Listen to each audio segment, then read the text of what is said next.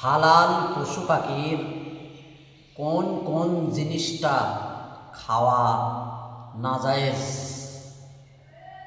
জবাই করার সাথে সাথে যে রক্ত বেগে প্রবাহিত হয়, যেমন জবাই করার সাথে সাথে রক্তটি পরিপূর্ণভাবে ছেড়ে দিতে হবে।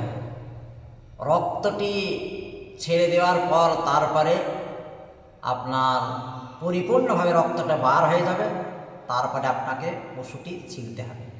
সেই জন্য 1 নম্বরে জবাই করার সাথে সাথে যে রক্ত বেগে প্রবাহিত হয়। নম্বর 2 পেশাবের স্থান। নম্বর 3 পায়খানার স্থান। নম্বর 4 অন্ডকোষ। নম্বর 5 পেশাবের থলিয়া। নম্বর 6 গুটলি বা গিরা।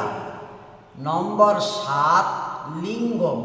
নম্বর 8 ঘাড় হইতে শির দ্বারা সোজা চলিয়া গিয়েছে ওহার মগজ। নম্বর 9 পিত্ত।